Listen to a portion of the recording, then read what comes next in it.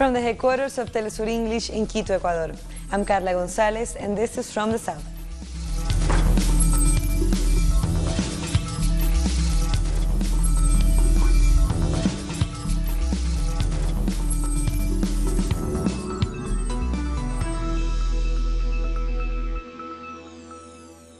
In the latest twist in the legal process against the former president of Ecuador, Rafael Correa, the National Court Justice has ordered his arrest. It has also asked Interpol to issue a red alert on his detention, and is seeking his extradition from Belgium, where he lives with his family. Ecuador's National Court of Justice has ordered the detention and extradition of the former President Rafael Correa. He has been named in relation to the alleged kidnapping of former politician Fernando Balda in Colombia in 2012. The judge didn't have an alternative. Her hands were tied. She could only do what the law states, and that is to rule for preventive detention. The court accepted the request of the prosecutor for Correa to be detained for failing to comply with an order to present himself regularly before the court. He didn't comply with the previous ruling. Therefore, it was decided today, by the request of the prosecutor's office, that preventive detention must be enforced. Rafael Correa's defense team have asked the judge to dismiss the request made by the district attorney's office and allow Correa to attend in Brussels, where he currently lives with his family and has for a year now. Due process has been violated again, and we received another arbitrary ruling. In the end, this is not about justice, but about vengeance. It's not about following due process, but about public servants complying with anything they're told to do so they can keep their jobs. On his Twitter account, Rafael Correa thanked his supporters and also lawmakers of the Citizen Revolution movement who attended the hearing and who are calling for a march on Thursday to reject President Lenin Moreno's latest economics reform and in defense of Correa. Denise Herrera, Telesur Quito, Ecuador. Ecuador's foreign ministry says 2 bodies have been found in Colombia, which are probably those of a couple, Oscar Villasís and Katy Velasco, who were kidnapped near the border 3 months ago. The Colombian authorities said the bodies were found in the municipality of Tumaco. Officials from both countries are working to identify the bodies, and the families of the victims have been contacted. The couple were kidnapped by the Oliver Sinisterra Front, the same group that abducted and killed a team of journalists from El Comercio newspaper. The 2 bodies belong to the couple kidnapped a few weeks ago. Colombian authorities have also reported that an investigation was carried out in conjunction with the Ecuadorian prosecutor's office in order to properly identify the bodies. In Nicaragua, international experts have begun probing the wave of violence that has engulfed the country during the last 2 months. The team from the Inter-American Commission on Human Rights has 6 months to carry out its work. At least 205 people have been killed during the violence since April 18, according to the Commission for Truth, Justice and Peace. The experts were invited by Daniel Ortega's government at the request of opposition groups in an attempt to restart the national dialogue. They say their job is to monitor and support the official investigations. Our commitment is to the victims, with whom we commit ourselves to the search for truth, no matter who the perpetrators are.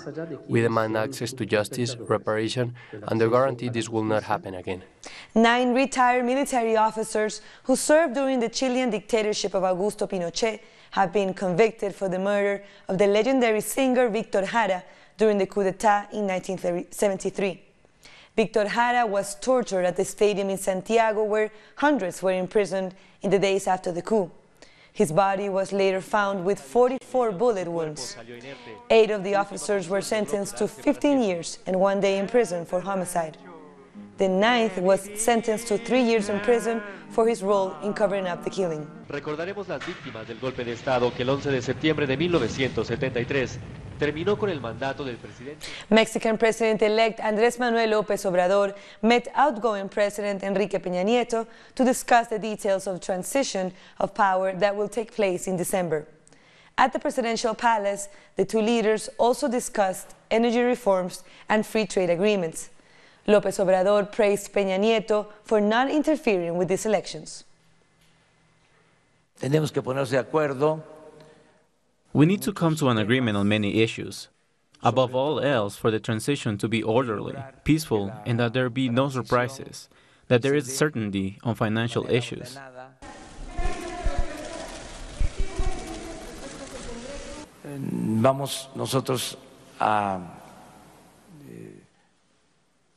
We are going to help during this time with a team that will inform themselves on the advances and what should take place in the proposal for the signing of this agreement.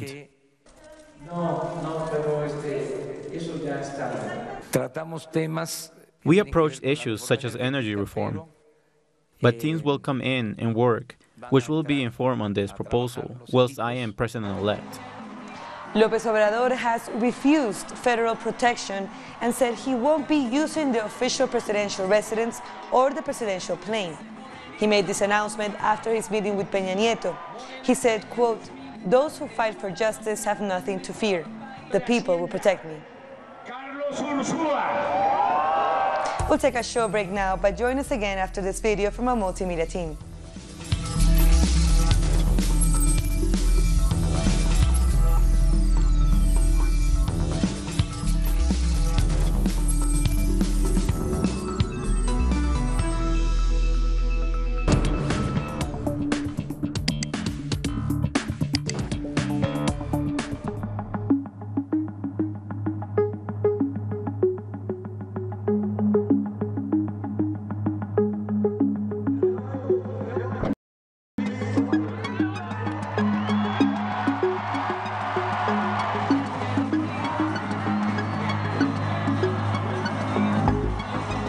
The landslide victory of the new president-elect of Mexico, Andrés Manuel López Obrador, gives new hope to the people of Mexico and to all those around the world, demanding societies that work for the many, not just the few.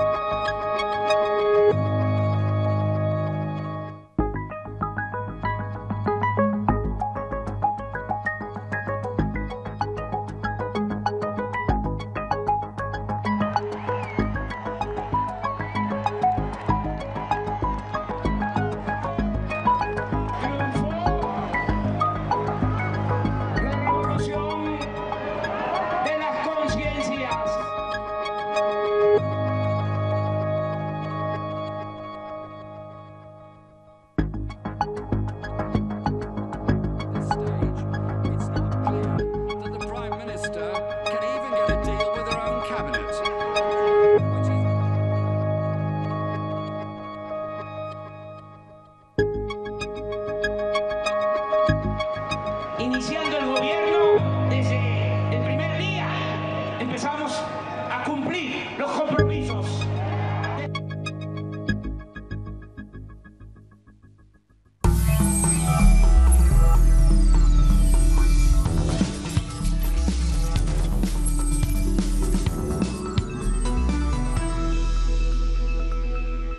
Welcome back. El Salvador's government is working on reuniting separated families at the southern border of the United States. The Foreign Affairs Ministry reported that at least 12 children are back with their parents. The Foreign Affairs Ministry reported on the actions made to reunite Salvadorians detained at the U.S. border. They reported 145 children and teenagers were separated from their parents. Our two governments still have to solve some difficulties, particularly coordination with the ORR, which is the institution in charge of the processing of migrants. Until now, 12 children have been reunited with their parents and one is back in El Salvador, but there are still a lot of unsolved cases. We have verified that most of the children haven't been able to communicate with their parents, and the parents didn't know where their children were. Some kids didn't even know their mothers were detained. Representatives from the National Council for Children and Teenagers will travel to the shelters at the U.S. border to support family unity and to verify that detained minors' rights are being respected. We will try to bring psychologists to help the children through this ordeal. They can communicate with their families, and there's still a lot to do before they can see their parents again. A delegation of Salvadorian Congress members would also visit the detention centers and shelters in Texas and Arizona on July 4th to look to find a swift solution for this humanitarian crisis.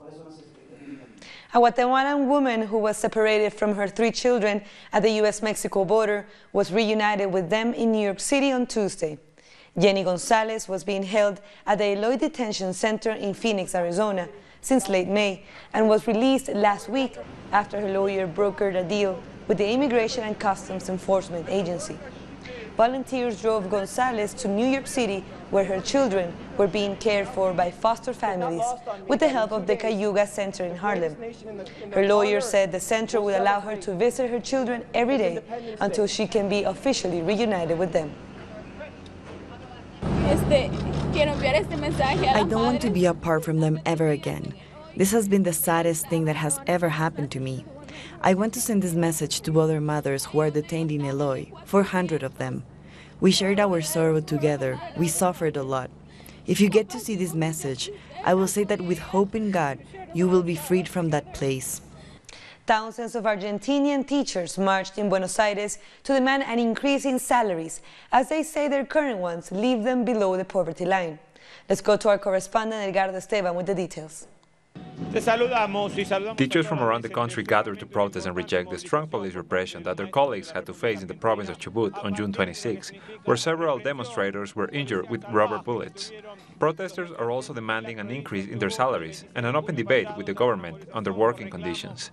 Teachers from all over the country arrived in Buenos Aires and gathered in front of the Ministry of Education to ask President Mauricio Macri and his government to open a dialogue, a request made 5 months ago, but that hasn't been answered yet. Teachers have also announced a new strike to take place next week, after winter break. This could paralyze classes altogether. They say they will continue to protest in defense of their salaries, public education, and against police repression. That was Edgardo Esteban from Buenos Aires. Women once again took to the streets in Argentina, as the Senate has started debating the abortion rights bill. Pro- and anti-abortion rights groups carried out simultaneous marches on Tuesday as deliberations started in the Senate. As in the lower house, opinions in the Senate are divided regarding this issue. The final vote is scheduled for August 8. The lower house passed this bill on June 14. We don't want any more representatives or senators to change their minds, to flip on where they stand on the issue. They have to take into account both the life of the mother and the baby.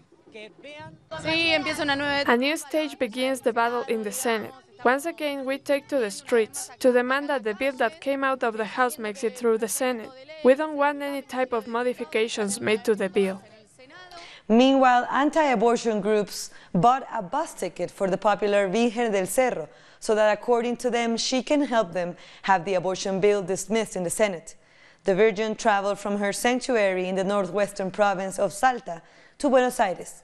She was seated among the passengers, wearing a seatbelt for protection. Feminist groups in Ecuador are demanding the resignation of the Interior Minister, Mauro Toscanini, after he dismissed a case of kidnapping and rape of a 12-year-old girl in the province of Sucumbíos.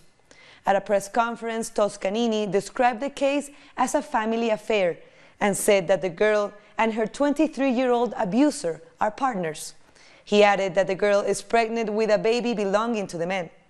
Feminist activists decry this case as yet another example of Ecuadorian authorities not taking action on the widespread violence against women. They say these crimes are still deemed as passion crimes instead of gender violence. Indigenous and environmentalist organizations in Ecuador held a press conference to denounce the oil company Chevron Texaco and its alleged pressures to the Constitutional Court to rule in their favor on a case that could sentence the transnational company to pay $9.5 billion for environmental damage in the Amazon. With this phone call, we were told that Chevron is planning braving to have a favorable ruling. The only option left is to unite and keep on fighting against them. We feel Chevron's pressure. This is why we have decided to have a press conference to share our stand on this case that we have fought for more than 25 years. In Chile, the Ministry of the Environment has launched a campaign to encourage customers to use reusable grocery bags when shopping. This is the final step before a law that bans shops from using plastic bags is enforced. The Chilean Constitutional Court greenlighted the law, despite complaints filed last week by the Association of Plastic Industries. Chile is the first country in Latin America to promote this initiative. Today we're giving away reusable bags so that they can carry it on their car, in their purse, take it wherever they go, and use it time after time. We are talking about a law that forbids one of the most harmful plastic products. Plastic bags produce enormous environmental damages.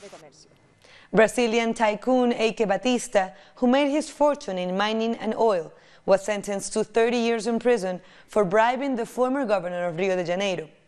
Batista was found guilty of paying a $60.5 million bribe to former Rio Governor Sergio Cabral, who was also convicted in this case. In exchange for the bribe, Batista was awarded contracts within the state. His conviction comes as Brazil is conducting a series of investigations into the dealings of the rich and powerful. Campesinos in the north of Argentina are organizing against forced evictions and real estate companies that seek to steal their lands and hand them over to agribusinesses. Campesino families that have historically worked and lived in these lands are now threatened not just by the big landowners, but also by the state itself. The El Pongo government estate in Jujuy covers over 11,500 hectares. 350 families work an average of 3.5 hectares each. They have been here for 4 generations, but now the state has increased their rent. They want to keep the land themselves, to privatize it and take away our way of livelihood. That's why the rent has gone up to levels even higher than on private land. In Palma Sola, small farmers who live from raising cattle are being backed into a corner. We're being trapped. We're losing our land. Everyone here is in bad shape because they take away everything. We don't have a corral for our cows. We cannot take them to graze in the open fields anymore. We have lost all our complaints. We have followed the law and gone to the Ministry of the Environment to demand they stop illegally taking away our property. Campesinos in Perilagos filed for a preventative measure against a government project in Jujuy that threatens to remove them from their land. This is part of a great real estate business promoted by the government of Jujuy. This is one of 2 ways the dominant classes can threaten campesino communities. The other is through agribusiness. Big landowners push us into a corner until eventually they take everything away from us. The campesinos say they are willing to fight for their lands in any way they can. The CARICOM heads of government are set to begin their meeting in Jamaica on Wednesday evening. Among their concerns, the findings of the Bruce Golding report on the CARICOM single market and economy and the troublesome issue of intra-regional travel. When we did the assessment of the CSME, there are some countries who have only put in, for instance, in the legislation, 5 of the 10 areas that are agreed upon for movement of skills, and that's not acceptable. It's not acceptable. We have to move towards it. Now the court has ruled that if you don't have the legal the law in place, you can manage it administratively, and some of them are doing it. But administrative arrangements does not guarantee something as much as a law would. So let's take a look at what is CARICOM. The Caribbean Community, better known as CARICOM, is a grouping of 20 countries, 15 full members and 5 associate members, stretching from the Bahamas in the north to Guyana in the south. Most member countries are island nations. The membership is multicultural and multilingual. CARICOM was created through the Treaty of Chaguaramas, which was signed on the 4th of July, 1973, and came into being August 1st of that year. The CARICOM website describes it as the oldest surviving integration movement in the developing world. CARICOM has 4 main areas of interest: economic integration, foreign policy coordination, human and social development, security. In recent years, Issues of trade and freedom of movement have been central for CARICOM. And with the hurricanes of 2017, questions of climate change, resilience, and disaster management have come to the fore. How is CARICOM run? Heads of governments of member states have an important role in the decision-making of CARICOM. Decisions taken at their meetings tend to be unanimous. The various heads of government form a quasi-cabinet, and each member is given a portfolio. The chairmanship is rotated every 6 months. The quasi-cabinet meets regularly to discuss matters of joint interest.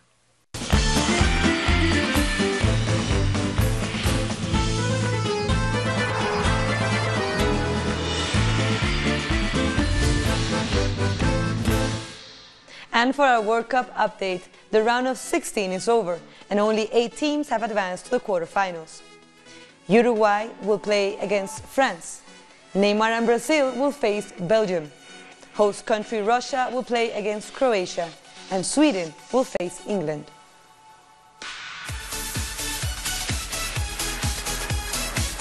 Colombian football fans are devastated as their team was eliminated from the World Cup after losing to England in the round of 16. Fans in the Colombian municipality of Huachene, home of the player Jerry Mina, burst into tears after a dramatic penalty shootout in which their national team ended the World Cup's dream. But Colombian fans also praised the defenders' game and said they were proud of the team's performance during the tournament.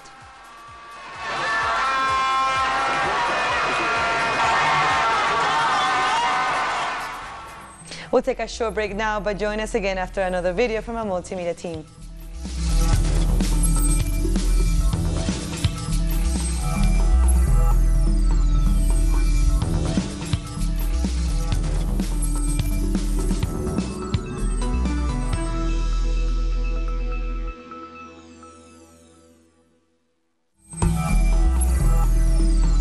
Welcome back.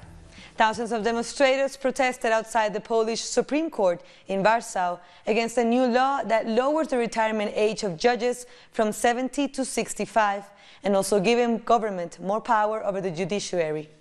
Leading the protest is the head of the Supreme Court, Małgorzata Gersdorf, who is defying the government's decision to force her retire. Apart from the widespread street protests, the right-wing government of Prime Minister Mateusz Morawiecki has also been criticized by the European Union for undercutting the court's independence and the rule of law. Polish judges are firm not to give in. Gersdorf says she will continue her duties no matter what. My presence here is not about politics. I'm here to protect the rule of law. Yeah, we are independent and we will not let anyone take constitution and separation of powers away from us. For the first time in the Arab world, a woman will serve as mayor in a capital city. Souad Abderrahim will become the first woman mayor of Tunisian capital, Tunis. She defeated Kamel Idir, a city official who served under ousted Tunisian ruler Ben Ali. 53-year-old Abderrahim was the manager of a pharmaceutical and is one of the new faces of veteran Islamist party Ennahda. Today is the first time a woman has become mayor in the city of Tunis. We are proud and we dedicate this to all Tunisian women. We dedicate it to our youth. Options for the rescue of the boys trapped in the Thailand cave are still being explored. Here's more on that and other stories making headlines around the world. The Thai Navy SEALs have released a new video that shows the 12 boys and their football coach trapped in a cave in the northern province of Chiang Rai. The group looks in good spirits. 7 members of the SEALs are staying in the cave until they are safely rescued. Different options are being explored for the rescue, including waiting until water levels subside or teaching the group to use diving gear to navigate the flooded cave. This could take several weeks or even months.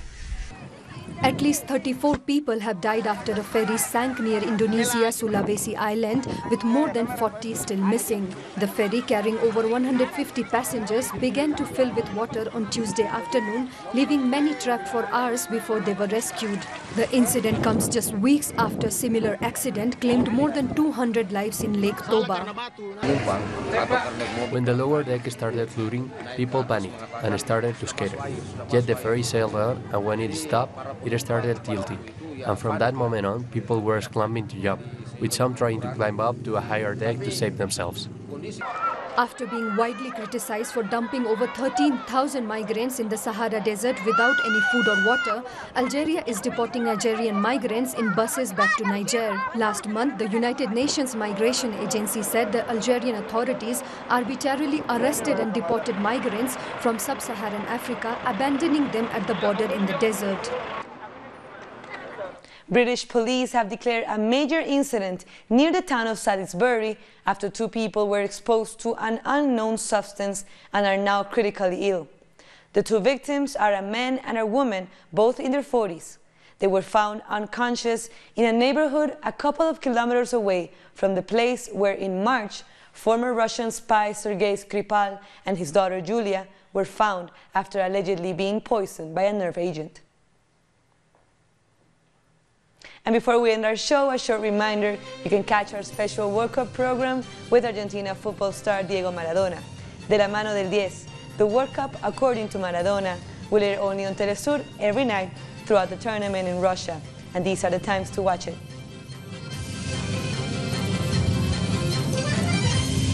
And with that, we come to the end of this news brief. But this and other stories, as you know, you can find on our website, telesurtv.net/English.